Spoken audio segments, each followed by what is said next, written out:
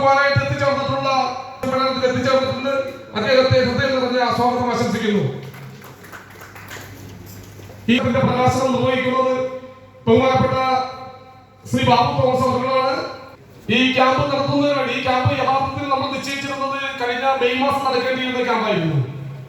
പ്രകൃതിക്ഷോഭത്തെ തുടർന്ന് നമ്മുടെ ജില്ലയിലെ രാത്രി യാത്ര യഥാർത്ഥത്തിൽ കഴിഞ്ഞ മെയ് മാസം ആദ്യം തുടങ്ങി ഈ നിമിഷം വരെ ഈ ക്യാമ്പിന്റെ പ്രവർത്തനങ്ങളുമായി ബന്ധപ്പെട്ട പ്രവർത്തനങ്ങൾക്ക് നേതൃത്വം കൊടുത്ത സംഘടനയുടെ സംസ്ഥാന സെക്രട്ടറി, അതുപോലെ തന്നെ സംഘടനയുടെ ഇടുക്കി ജില്ലാ കമ്മിറ്റിയുടെ പ്രസിഡന്റ് ശ്രീ സജി തടത്തിൽ, ജില്ലാ സെക്രട്ടറി ഈ ക്യാമ്പിൽ പങ്കെടുക്കുവാൻ 3 ദിവസത്തെ തിരക്കുകളെല്ലാം മാറ്റിവെച്ച് കാസർഗോഡ് നിന്നും തിരുവനന്തപുരത്തു നിന്നുമെല്ലാമായി തുടങ്ങിയ മുഴുവൻ സഹപ്രവർത്തകരെയും ഹൃദയപൂർവ്വം ഈ സമ്മേളനത്തിലേക്ക് സ്വാഗതം ആദരിക്കുന്ന അർത്ഥങ്ങളിൽ സംസാരിക്കുമെന്നുള്ളതുകൊണ്ട് മറ്റ് വിശദാംശങ്ങളിലേക്കൊന്നും കിടക്കുന്നില്ല.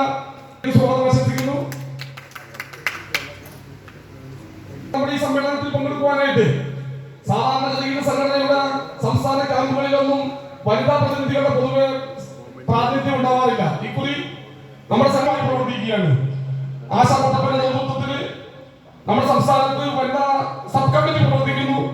ആ സബ് കമ്മിറ്റിയുടെ കീഴിൽ സബ് കമ്മിറ്റിയിൽ നിന്നുള്ള 5 വനിതകൾ കൂടി നമ്മുടെ സംഘടനയുടെ സംസ്ഥാന കമ്മിറ്റിയുടെ ഭാഗമായി പ്രവർത്തിക്കുന്നുണ്ട്.